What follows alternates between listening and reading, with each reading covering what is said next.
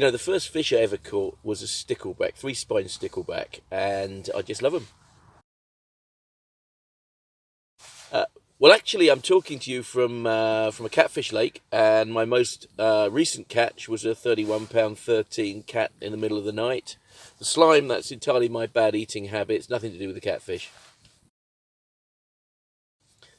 You know, my favourite method of fishing put me on a good flowing river with a head of roach and dace, 15-foot float rod, centre pin, and a great big even float. It's bliss.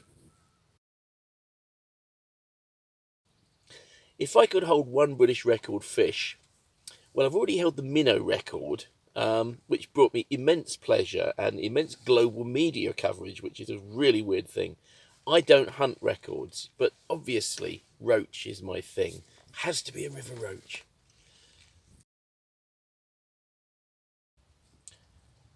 I reckon I must have broken half a dozen rods in my life. I'm really cack-handed, but I'm also very good at repairing them.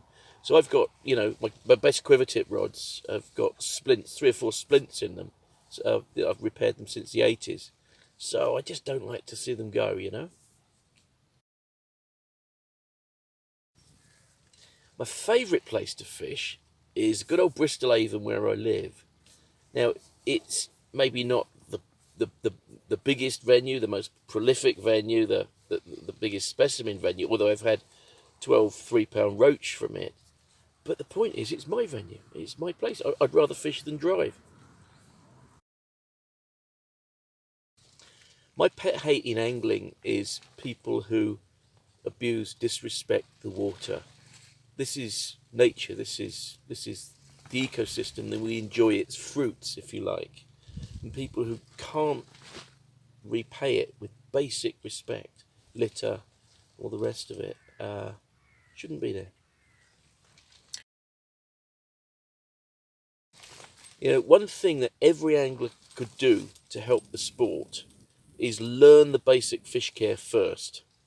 The second thing is actually learn the watercraft second. And the third thing then is learning how to catch a fish.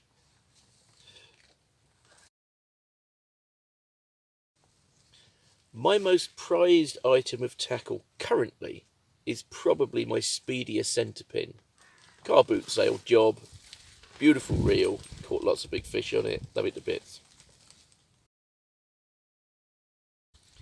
My favourite person to fish with, that's a difficult one, that being mainly solitary angler.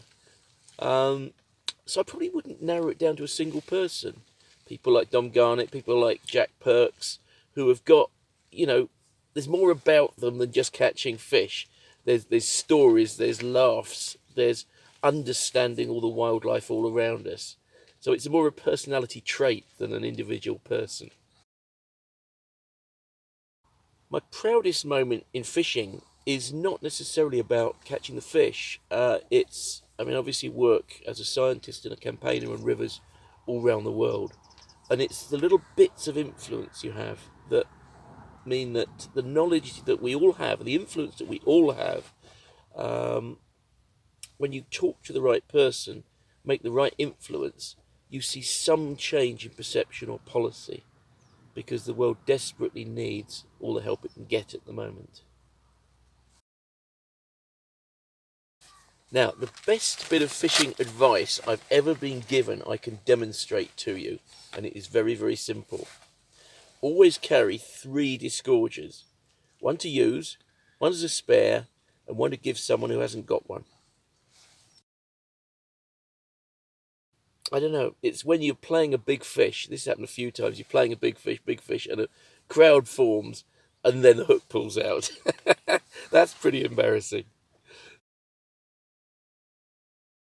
Well, obviously, the next half a dozen 3 pound roach, they're on the radar, but actually, I've designed and will shortly have in my hands a range of specialist roach rods, 15-foot trotting rod and a 10 foot 6 quiver rod designed to my very exact specifications, quality controllers, everything. Really looking forward to getting them because it's got sort of distilled wisdom of what I want for my tackle over decades. It's brought together angling in a way that wasn't there before. There are other organisations that still have very legitimate roles around the Angling Trust, but as a body that brings a whole sport together and brings influence to bear on government and promotes young anglers joining the sport and so many other things, terrific.